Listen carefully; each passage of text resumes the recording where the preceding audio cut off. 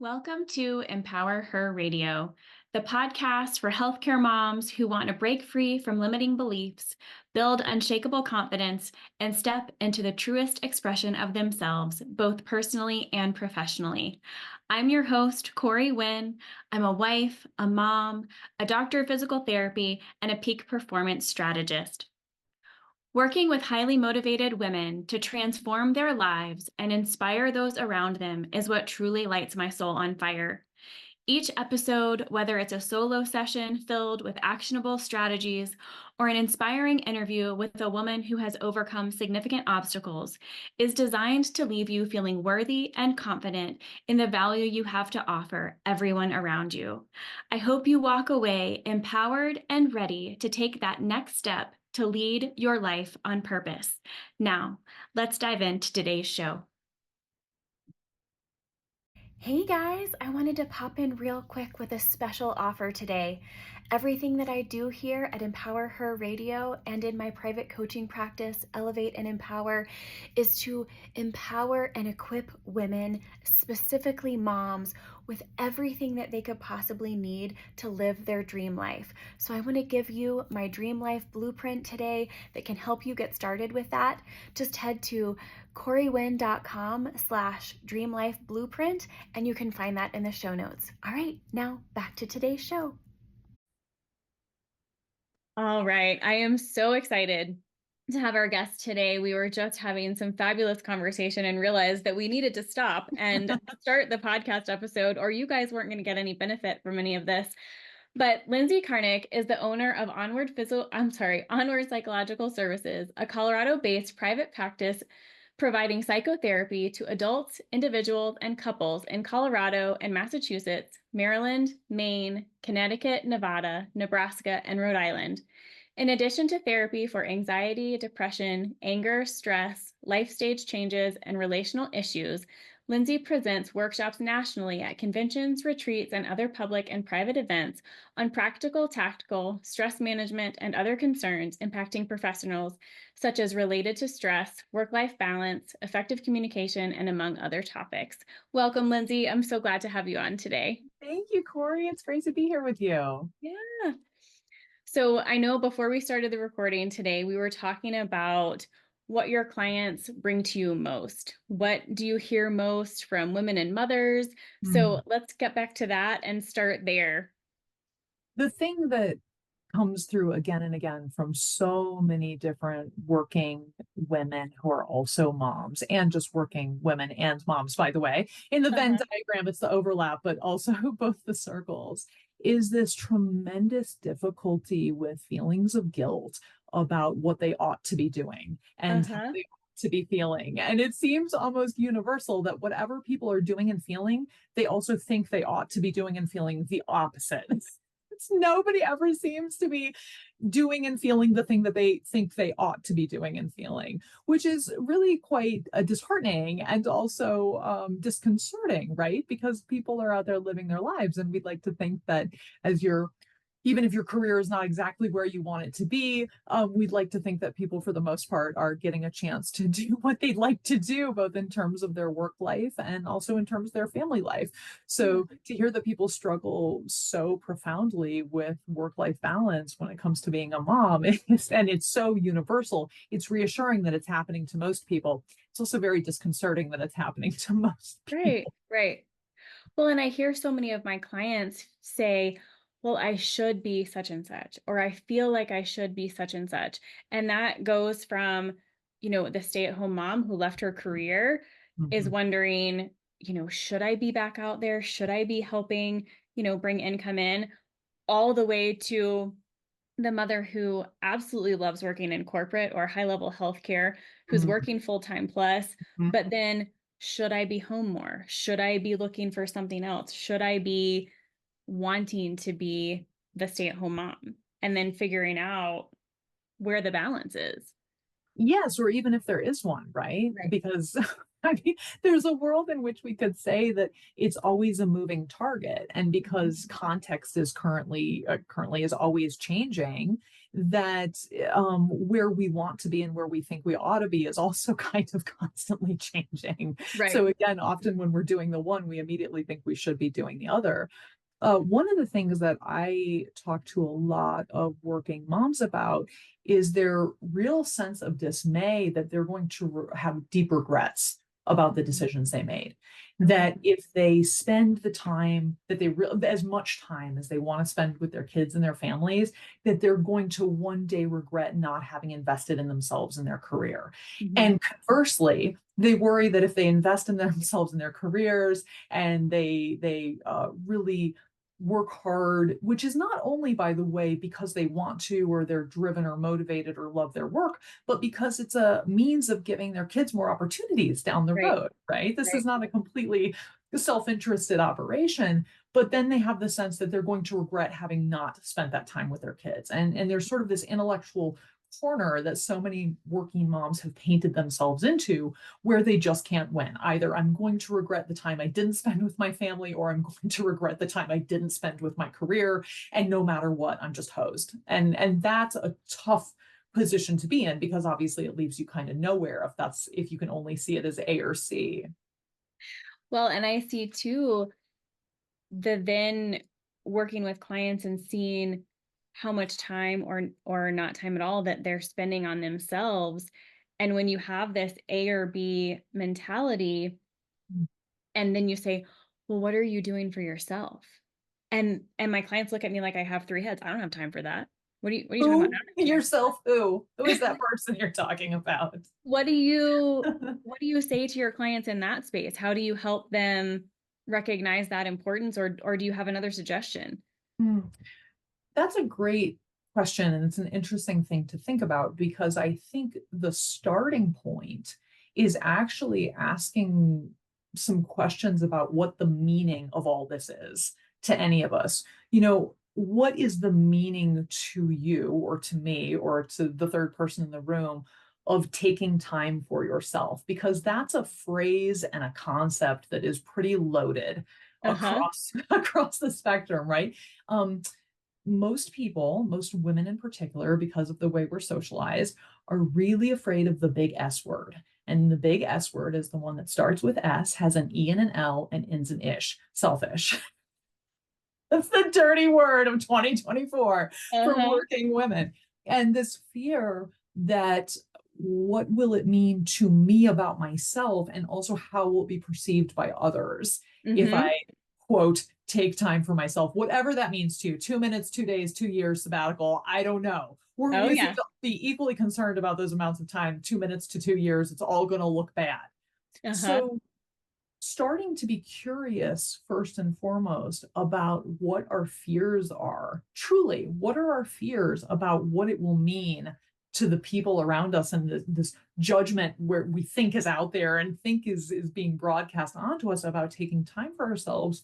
What do we think that means? And what do we think what are the stakes? What are the implications? Is there a certain sort of person in the committee in your head that you're afraid of hearing call you or Uh-huh. are you just saying the big bad S word?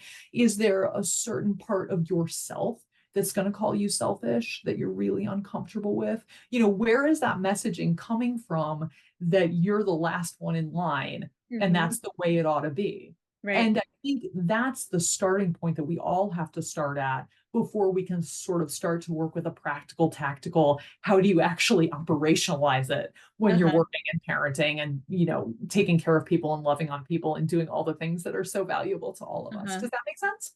Oh yeah. Well, and the other side of it too, I think is, I grew up in the South. It was always, well, what would they think? What would they say? Mm, Who's the they? yes. So you just addressed that. And I think the other side of it is helping clients really get an idea of like, well, what would that look like for you? For some people, it may be, I want 10 days on a tropical island and have nobody ask me any questions. For other people, it might be, can I just have 5 minutes Yes. with my coffee? That's Yes. all I want. Yes. And I didn't really think about that full disclosure, I was an only child, so I probably can be a little bit more easily selfish than other people. Just it was easier. No, you're It, easily self-directed, not there you selfish, go. self-directed. Um, but I was thinking, I was talking with a friend of mine about, what would my dream life look like, and, you know, the type of house and all of these different things. And she's listening, and she said, it's so funny because none of that resonates with me. My dream Mm. life would look like X, Y, and Z. And so getting that clarity on what do you want? What do you Yes. need? And so often, I mean, I would love to hear your take on this, but so often I ask my clients, well, what do you want? And it's just this complete silence. They have no idea. Yes. Yes. And I think one thing that complicates our ability to get clarity, and this I think is generally true, not specific to working moms, but certainly is impactful for working moms, is some real static around what it is that they want based on all these levels of perceived judgment and Mm-hmm. also assumptions by others. So I Mm-hmm. can give you a really good example. When we talk about particularly parents, and we're talking about moms, so we'll just say moms, but I want to acknowledge that there are Right. lots of stay-at-home dads and grandparents and people who are not moms who are taking care of Oh, small children, right? 100%. And Yeah. medium-sized children and large children and everything in between. Um, Right. all of the stages. What does it mean for you if you say to someone who's helping you out or who's volunteered, God bless them, to take the kids for an hour? And they say, great, I'll take the kids for an hour. And they take the kids for an hour. And in that hour, you now feel obligated to scrub something. Yep. Okay, so you got an hour to yourself, I guess, in the sense that you were not responsible for three other humans in that moment. But let's be honest, scrubbing something, doing dishes, folding laundry was probably not what you had in mind Right. when it came to time to yourself. Technically, you had the time to yourself. Technically, yes. But this isn't any kind of restorative time for you. This is not a time when you're folding laundry. I mean, I guess somebody could make an enlightened argument that, I folded laundry and listened to my favorite, crime podcast or my new album, I suppose, binge watch something delightful. Having said that, are people really getting what I would call meaningful time to themselves, Mm-hmm. not token time to themselves? And Right. what I think is super insidious is often, and this happens again to people across the spectrum, not just parents, certainly not just women, but people who are in caretaking roles, Mm-hmm. is they're getting time to themselves that looks like time to themselves, but is not in actuality in terms of quality time to Right. themselves, because what they're doing is addressing the backfill that Mm-hmm. just floods in every time they have 5 minutes down. So folding laundry, right? There's always a mountain of Uh-huh. laundry. There's always something to be cleaned. There's always somebody to be called, something to be organized, something to be done. And so really starting to get clear about our own judgments, our own internalized judgments about what it means to be productive and Mm-hmm. what it means to not be productive Right. and what it means to take time for yourself and not meet some metric of productivity so that you're not worried about these invisible judgment sources and your own internalized judgment sources and maybe some actual judgment sources. I mean, because hey, Right. they're out there, right? Right. There are people, sadly, in most people's lives who are openly judgmental Right. about your downtime and what you're Oh doing yeah. with it. Oh yeah. And maybe evenly openly judgmental about, your choice to have kids and then wanting some downtime. What do you mean? You wanted kids. Now you're complaining about not having time to yourself. Golly, that's audacious. Right. Of course it's not audacious. It's called parenting is hard. And you can love your kids. I have not yet met a mother who wanted time to herself without little hands grabbing at her body every single second, who didn't also love her kids beyond compare. This is not in question. They just, It's you so know, funny that you say that. I remember several years ago, we had just moved to a new state. I didn't have a job out of the house yet, my husband was working, and I had a 3.5, 4-year-old at the time. And I mean, she was like a monkey all the Yeah. time, all over me. Yeah. And my husband would come home and want to give me a hug, and I'm like, please don't touch me. Please, Bubble, I'm Bubble. please, please don't touch me anymore. Like, Yeah. she would have crawled back in the womb today Yes. if she could Yes. have. Yes, she has tried to stick her boogers up my nose, and I am shook because it's happened every day for the last 18 months, right? And it's not, this has nothing to do with how much you love your kids or how much Yeah. you wanted to be a mom or how much you love being a mom. It's called you're also an independent human. When you started being a mom, you didn't stop being an independent Uh-huh. human. Yes, being a parent is a value add 100,000 million times over. That is not in question. And also, sometimes you'd like just a scotch of personal space for like 26 seconds, and that's okay. That doesn't make you a big meanie or somebody who's regretting having kids. It makes you a functional adult. Oh my gosh, that's so funny. Well, and my husband and I talk all the time about date night and whatnot. And like, wouldn't it be nice if the babysitter could take our kiddo out of the house and we could just be at home Stay. and not have to Yes, the go anywhere? staycation. Yes. And um, and not worry about the dishes or anything like that at the time. But I mean, growing up, we lived really close to my grandmother. So like, I don't know, once a month at least, I went to her house. Mhm. And, you know, ever since I've had kiddos, we've never lived near family. So it's just an interesting dynamic of trying to figure out date night and time for yourself and what that means and what that looks like. Um, do you ever hear your clients talk about mental load and just how that Hmm. thinking of all the things that need to be done all the time adds to anxiety or stress or Hmm. burnout? All the time. And I think again, we could make some general observations about people in general and the human experience, right? Mhm. For moms, certainly, working dads, but really everybody. The the common denominator for most people when it comes to this mental load is not actually what we think. In my experience, the common denominator is not what's happening, it's what's not happening, but what people are dragging into the now through thinking, Okay. right? So, Uh-huh. like, let me give you an example. I'm not sitting with you in that room, but I bet the temperature in there, you're indoors, climate controlled. I bet it's really nice, right? I bet everything, you have a nice little cardigan on. It tells me, I'm guessing it's like 69.9 on the dot, like conditions where you are perfection, right? And you've got this really nice lighting and it's sort of serene in there, and all conditions in your environment are perfect. And I'm gonna guess, I don't know what it smells like, but I'm gonna guess it smells clean or like a candle or I hope something so. My nice. dog's not in here anymore, so Before it smelled like dog. Yeah. So, and the same is true for me, right? I'm in my climate controlled environment. I have my things that make me happy and remind me of things that I love. Everything, conditions are so good.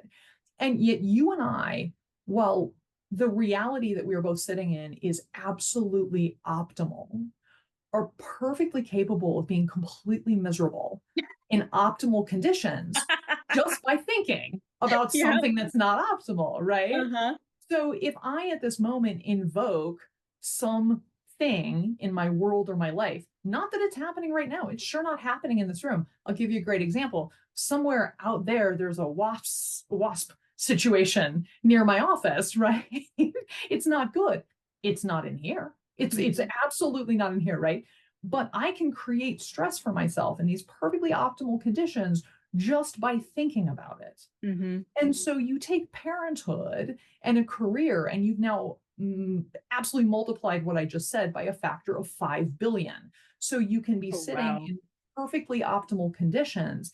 And just by thinking about the phone call you have tomorrow, the problem with the babysitter you might have to fire, your kid's principal, some little league game, a brunch you don't actually want to go to, a party you've been asked to throw, something happened last Tuesday, something that might happen next Tuesday, you can literally create your own misery when conditions are perfect. Uh-huh. And what tends to happen is we have these big problem solving brains that they're like wood chippers. They just just constantly going, going, going. And they will ruin a perfectly serene experience by chipping chips that aren't in this room with me right now, right? Uh-huh.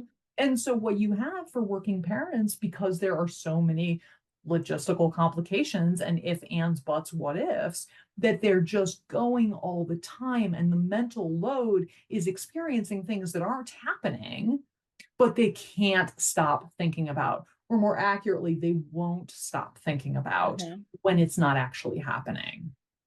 I love that picture that you showed because it made me think. I was talking with my husband the other day, and he's always joked. I've known him since 2008. He's always joked that if somebody was going to torture him, all they would need to do is make him sit down in a chair and tie him there and not let him get up, to not let him do anything.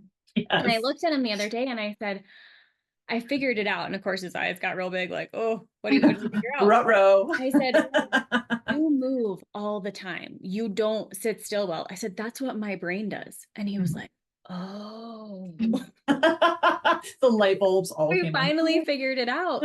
But being able to have that conversation about the things that I think about, he's like, okay, well, what about that can I take off of your plate? So opening those lines of communication have been incredibly helpful. Mm, And I mm. know that, when we've talked before, you've talked a lot about communication and whatnot. How have you found, or what ideas would you have for our listeners about kind of communicating your needs, or Mm. being able to figure out what they are to begin with? So often I don't Yes. know that we know what we need in the moment. Yes, and I would say really the priority is being clear with ourselves because we can't be clear with anybody else until we're Mhm. clear with ourselves. And also, we can't be assertive with anybody else until we can be assertive with ourselves. And learning to be curious about, explore, and open to what your needs are, even when they're inconvenient. Mhm. If you can't do that with yourself, you can't expect anybody else to do that for you either. Mhm. And one of the things I find really interesting is that there are a lot of things in our collective world that are available to us that Mhm. are substitutions for what we need, but they're actually distractions, and they usually get us further away from what we need, not Mhm. closer, but they're cheap and easy. There was a wonderful, you ever find those resources and it's an article or an essay or a study and you're like, this is the most mind-blowing thing ever, and you put it in a file and then it's like it never existed and you can't believe it because it was the best thing ever. It's my life. These invisible filing cabinets full of things that I thought were magical. There's a magical thing in my magical file about convenience stores and candy bars and convenience stores. Mhm. Try this next time you're getting gas. Go into the convenience store and walk down the candy aisle and put your hands in your pockets and just take in the candy aisle. You have never seen something so visually appealing in your life. It's beautiful. It's sparkly. It's shiny. It's bright colors. It's literally this visual feast of awesomeness. And that's why picking out candy is so fun. Because really, at the end of the day, who knows the difference between a whatchamacallit and a Twix? Nobody. It's different. The packaging. It's Right. gorgeous. Do I want that pretty shiny thing or that pretty shiny thing? I'm sure the Twix fans out there are like horrified that I made that comparison. There's probably some profound difference involving nougat. I'm sure it's very important, and I apologize for minimizing the distinctions between Twix and whatchamacallit. The point is that like going into a candy aisle at a 7-Eleven or whatever you shop at and selecting a candy bar is sort of mental gratification, right? You're feeling like you get choice. It's Burger King nailed it. Have it your way. We all want to hear that all day long. I want something my way. I'm doing everything else for everybody all day. I'm my turn. You go in there and you select something you deeply want. And it's pretty and you have it. And now you own it and it's yours and you possess it. And at the end of the day, that candy bar is not going to do a thing for you. It's Mhm. probably going to make your stomach hurt. It's probably going to make your teeth hurt. I don't know. Maybe it's a rare day you really want to whatchamacallit. I have no idea. But usually candy bar is not what we really want. Mhm. Usually shiny wrapping isn't what we really want, right? We're seeking something, And that is the easiest, closest, reasonable facsimile of the thing we want. And Mm-hmm. because those things are so readily available, we don't often slow down to investigate what we really want, right? When I go and grab a Twix, which is fast and easy and costs me, what, I don't know, $1.50. I have no idea what a Twix costs these days. I have no idea. Whatever it is, I know it's fast, easy, and cheap compared to some needs that I really might need to meet, right? And it's also a little it's easy in the literal sense, but it's also easy in the psychological sense. You don't have to think very hard about it, right? Uh-huh. And you don't have to stand up to anybody to go buy yourself a Twix bar. Which is easier, walking into a 7-Eleven and buying a Twix bar, or going home and saying to the person you live with, I am maxed out. I have to have an hour to myself. I need an uninterrupted hour to myself. Mm-hmm. And most people would go, Twix. Uh-huh. You're right. Like the idea of standing up for their own needs in an assertive, compassionate way in the midst of the chaos of a family and career and all these things is kind of, I'll take the Twix. Like, that other thing sounds really confrontational and aggressive and sort of selfish and awful, right? So we're surrounded by things that are easily substituted, but no substitution for really meeting our own needs. Mm-hmm. And that keeps us distracted from even getting curious about what those needs are. There's a wonderful acronym in substance use treatment called HALT. Have you heard of this? I haven't. Yeah, HALT. Well, what does the word HALT mean? HALT. If we To stop and think. to stop, HALT. And in this context, it stands for hungry, angry, lonely, or tired. Because Okay. they want you to stop and ask yourself before you reach for your substance of choice, what do I really need here? Am I hungry? Am I angry? Some other feeling? Am I lonely? Am I tired? Like, what's really going on here? And is that thing I'm about to reach for, whether it's a Twix bar or something a little more nefarious, is that really going to help address that need? Because the answer is no. In about 99.9% of cases, it's kicking the can down the road, possibly with some other undesirable consequences that are going to complicate your life further. Uh-huh. So it has to start with being truly curious and giving ourselves the gift of time and sort of reflection. And reflection, by the way, does not mean, for all those high achieving working moms out there who self-reflection is like they take a magnifying glass to themselves and it's like frying an ant under the sun. They're like, I will figure you out. That's not reflection. That's frying under a magnifying glass, right? That's scathing self-analysis. That's perfectionism that we're all trying to get away from. Yes, this is just like gentle, curious openness with non-attachment to the outcome. Like, I wonder what I really want. I wonder what I'm really, to use the most essential definition of the word, what am I really hungry for? Because chances are it's not a Twix, because no one was ever really hungry for a Twix, ever. Well, and it's so funny that you say that too. And, funny is probably not the right word, but interesting maybe in that, in this fast-paced world that we live in, go, go, go, go, go, to take a minute to think about what we would really want or what we really need. We're so quick to immediately go, I don't have time to think about that right now, and just keep going. Yes. And then you get to this place where it's been years since you've asked yourself, well, what would I want? Because as soon as I ask my clients, well, what do you want? Well, my kids need and my spouse needs, and it's just redirect, come back. But what do you want? And we finally get back to that space, or what would that look like to you? And there's nothing. I mean, it's dead silence of like, well, nobody's ever asked me that before. Yes. Okay, well, then we need to start here. Because like you said, until we know what we want or know what we need in this moment, we can't verbalize it. I remember, like I said before, I was an only child. And then, I went to school and I graduated and I lived alone for a while. Well, then I get married and I have two amazing bonus kiddos before I had my daughter.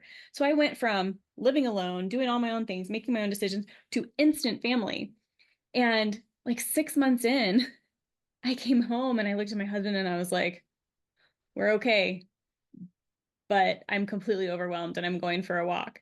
And his eyes got really big, but it was just like so many pieces were going all at the same time. Mm.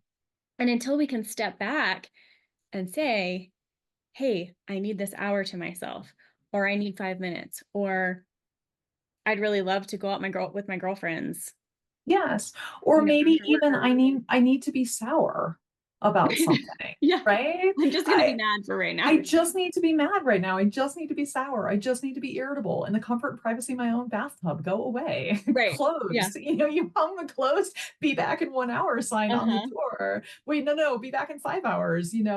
And to not feel self-conscious about that. And quite frankly, to let go of this sort of obligatory guilt, this Uh-huh. sort of defensive, preemptive guilt. Like, I'm going to take time for myself, but don't worry, I'm going to feel bad about it.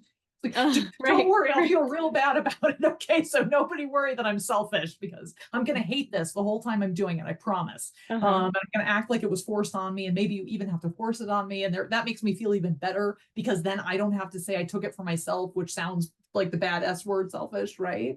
Um, to let ourselves have the freedom to say multiple things can be true at the same time. Mhm. Not only can they be, they are. They just Mhm. are. If you Right. look around, if we take stock of our emotional lives, of our physical lives, of the world around us, many things are true at Mhm. the same time. And it can be true that you always wanted to be a parent and now you are a parent and you love every minute of it. And there are moments when you miss not being a parent. Uh-huh. That doesn't make you ungrateful. Right. That doesn't make you a bad parent. That doesn't make you someone who's regretting your decisions. That makes you an enlightened person who recognizes that multiple things can be true at the same time. And not to be simplistic about it, but look, I don't know. Very often I will be sitting in front of a dessert menu and I will want multiple things at once. Like these things can all be true, right? I can genuinely, I'm a huge veggie fan. I love we raw heads of raw lettuce were ridiculous with the veggies. And I love tiramisu, Mhm. right? Right. And Two I things are love true. pasta. Yes. And I can genuinely look at a menu and genuinely want this ginormous Greek salad and also genuinely want some pasta madness with 46 different kinds of noodles and don't bother with the sauce. I just want the carbs anyway. It's wasted on Right. me. Keep your sauce, right? Right. These things can be true at the same time. And it can be true that we're grateful for our amazing kids and our amazing family. And also, we can have moments where we're like, wow, I was having a really good time as a single person without Uh-huh. kids. It's Uh-huh. okay. This is not a confession. It's an Right. acknowledgement that you had a good life before, too. That's great. Good on you that you know you had a good life and that you enjoyed it. And now you have a different life, and that's good too. These things can all coexist. It doesn't say something bad about you. Well, and I think too, it's important to recognize those things because I think a lot of times, I know for me personally, when I got married, things changed. When I Mm. had kids, things changed. And a lot of that's inevitable, excuse me. But I think too, you can take the moment to kind of look back and go, well, what do I really miss about those times? Can some of Mm. that be brought back? Mm. Tuesday nights used to be trivia night. I don't know, whatever. Sure. But, something to say, oh, because I hear a lot of my clients too say, none of this looks like what I thought it was going to look like. None of Mm. us have a crystal ball. I don't know that any of us were really prepared for marriage or parenting. But to say, okay, well, what did you think it would look like? And what about that do you still want? What about that is better that it doesn't look like that? And what do you want from that realization? Yes, I love that. And I love the idea that we can be aware that the spirit of a thing is what's important, not the letter of the thing. Mhm. right? And so if there was something, I think to your point, and most of us would sort of look back on our, I don't know, pick a decade, and go like, I mean, yeah, it was fun, but I don't want it back. Like, no, thank you. Right. Right. Uh, and we can also acknowledge that maybe that some of the things that we think of the most fondly, or some of the most fond memories we have, speak to a spirit that continues to be important to us, that Mhm. can be actionized by a different sort of mechanism in the present that fits with our present life, right? Right. So, I can think of, folks I've talked to who sort of think they have a nostalgia for the wild days. No, they don't. What they have a nostalgia for is community. Mhm. What they're remembering is the feeling of community, right? And being in the mix with a group of people that they really felt this congruence with, and this sort of magic and, Right. synergy and dynamic flow. And I'm not sure what the verb form of that word is. Um, and we can say, hey, like, that's great. And how do you create that kind of vibrant community in your current life? You don't have to go back to the bar days. You don't Right. want to go back to the bar days. We all know you don't want. Right. But what a wonderful thing to want to cultivate in the here and now, which is a tight community, Mhm. right? Or a group of people who you really relate to and feel supported by and have your back and that kind of thing. And those things, to your point, can always be cultivated under any conditions. Those are not subject to a decade and a certain kind of apartment you were living in. Right. Thank you. Right. Thank you. Well, and I think too, it's so important to recognize those things and also model them for our children. You know, Mm, I grew up, my mom did all the things. My dad worked really hard, but his schedule changed a lot. So my mom was carpool and working, and I look back and I think, how did she do it all? mm, And being able to step back and say, no, I'm not going to do all of that. And mm, it's fine. And hey, to my little kiddo, let's model like healthy communication and healthy mm, boundaries. And mhm, this is what I want my life to look like or don't look like. So I remember early on, it was so hard for me to say, no, I want to get a babysitter. No, I want to go do this by myself. No. And her little eyes would get really big and her feelings would get hurt. And for the longest time, I was like, okay, come on, you can, and it was like, no, mommy needs this time, and that's no, mommy needs to okay. shut the bathroom door and be by herself for just There's all those 3 minutes. memes of like the kids' hands underneath the door and the dogs and the cats, and it's like, oh my Yes, gosh. yes, I remember yes. early on, my husband was like, why don't you lock the door? And I was like, What? I didn't grow up in the house. We didn't lock doors. And he was We like, have those? you have a lock on the door. You don't have to go to the bathroom with every, Oh my gosh, that's a two-legged kid. and four-legged animal in our Oh house. my I gosh, was it's like, so funny. I love oh, that. Yeah, I think that's a really important thing to remember, how we model what we model for our kids, especially because as we model it, we're reinforcing it to ourselves, hmm, right? The best way to learn something is to teach it. yeah, And that goes for so many parts of parenting. And maybe, back to the 500,000-foot level that we were talking about a minute ago, one of the things that we could think about as being incredibly important to model for kids is being okay with and accepting not having it all, hmm, that sometimes things are unbalanced and that's okay, that sometimes things aren't optimal and that's okay, that because truthfully we wouldn't be doing them any favors to model that perfection is the goal, or that all these things are just attainable, and if you just make the right choices and work hard enough and smart enough and check all the right boxes, you too can sort of engineer your way to this sort of perfect life, whatever that means, because right, that would be setting them up for failure. And perhaps the greatest modeling gift we can give our kids is to model being accepting of our own shortcomings, to be accepting of what we perceive to be shortcomings that aren't just really shortcomings, it's just being human, right? right, Be accepting of frustrations, be accepting of imbalance, and not demonstrate this crazed attempt to hammer out a life that is in a bento box of proportion and in which all the cogs and gears just move smoothly and predictably and result in a big perfect ta-da at the end, because that's not going to happen for them in the same way it's not going to happen for us.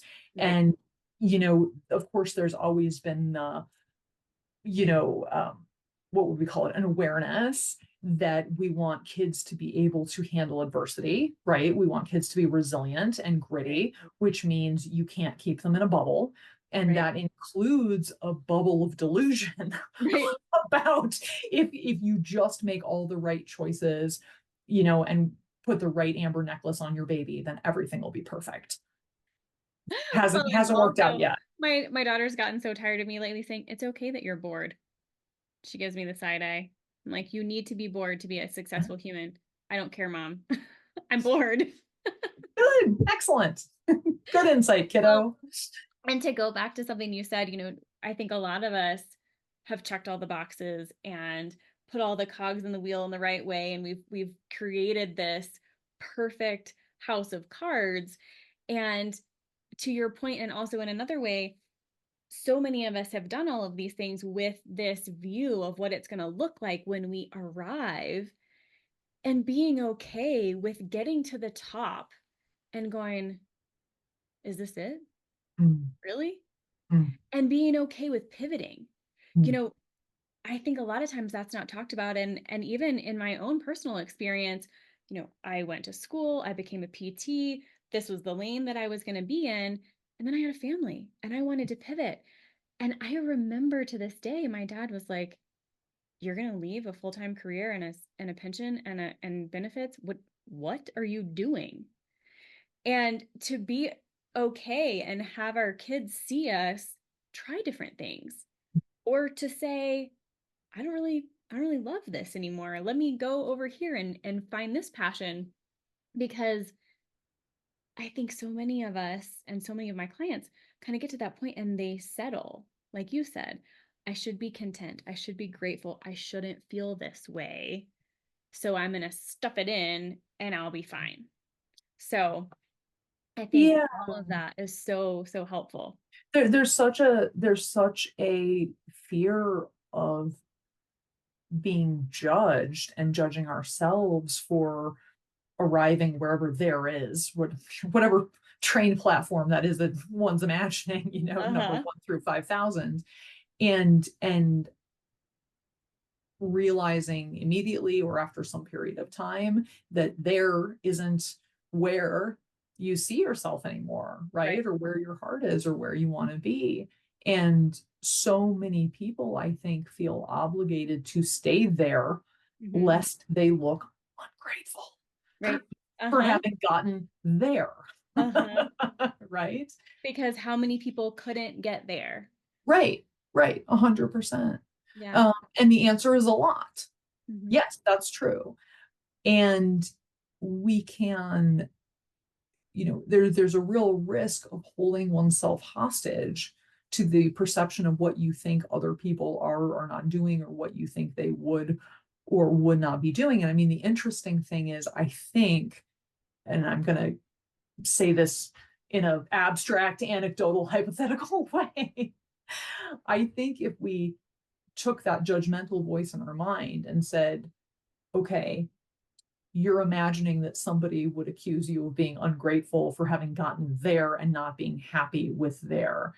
If you imagined a real person, that real person would actually probably be like, oh, you want to strive some more? Go for it. Right.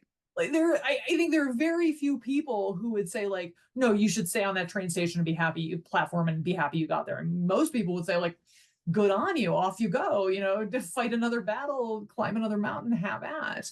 So we have to, I think, be really vigilant about our awareness of those voices, the committee in our head, right? Which is made up of all sorts of aggregate voices that we've heard and imagined and sort of generated these wild-eyed composites of since day one, that sort of start to really dictate our perception of right and wrong on a pretty fundamental level. And allowing or not allowing those things to dictate what you do and what you choose to do. I heard Amberly Lago say, I don't know, months ago, seek counsel, not opinion. You Mm. know, being able to set boundaries for what your own little voices inside your head say as to what you can and can't do, but also surrounding yourself with people who are going to push you forward and keep going and cheer you on, and Yes. maybe distance yourself from the places and things and people who aren't on that train with you and aren't pushing you in that direction. Absolutely. And I think, have you ever heard that expression? I think they call it a personal board of Oh, directors, where you uh-huh. have, Yeah. a personal kitchen cabinet. Yes. And you Uh-huh. have 5 or 10 people, that's your board. And I think we have to be aware that we all have a board in our head, right? And that board in our head is made up of folks who are not necessarily, uh, not necessarily on our side, I might say. Right. And we have to cultivate that, which brings me to one of my all-time favorite bumper stickers, which is don't believe everything you think.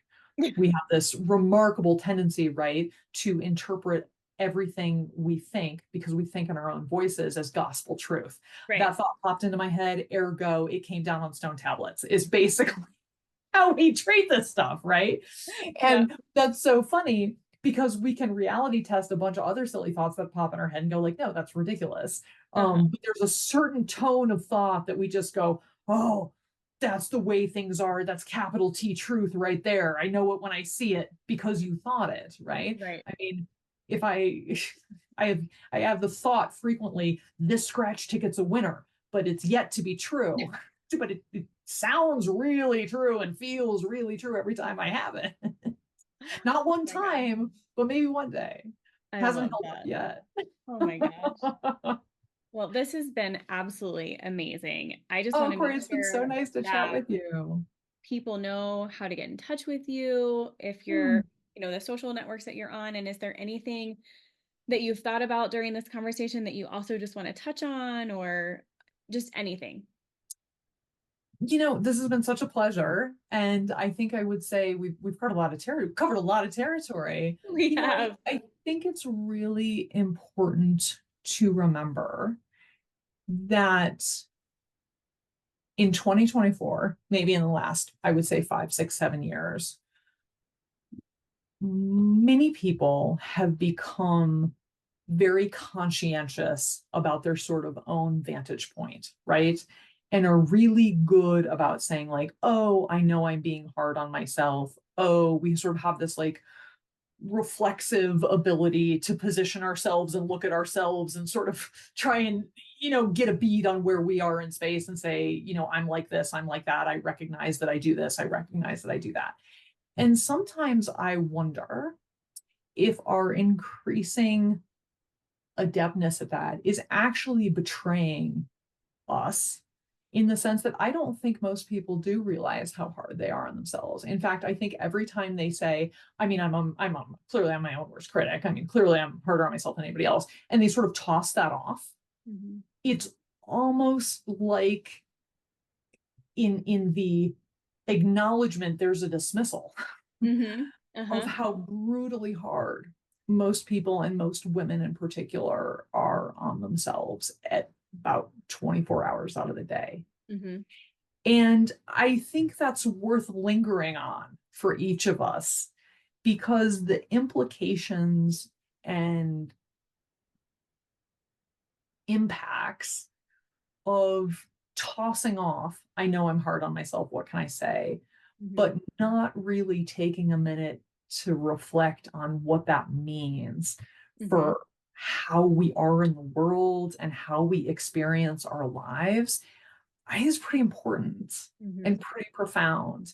And I guess if I had one sort of wish for most people broadly construed, but particularly women, it would be that they were able to give some real reflection to that, as opposed to using it as sort of like a shield Okay. before anybody else can criticize them or point it Uh-huh. out. Right. Uh-huh. Okay. All right. Yes. Get it. Got it. But do you get it? Mm-hmm. Right? Do you really get it? Do you get what that means? Like, do you understand how that might be sort of permeating you, and Uh-huh. what difference that might make to your quality of life? Because I think I might, and these other people around you might actually be much, much more empathetic Hmm. to how hard you are on yourself than you are, even though you sort of like are able to point to it. Uh-huh. And I think that's worth thinking about.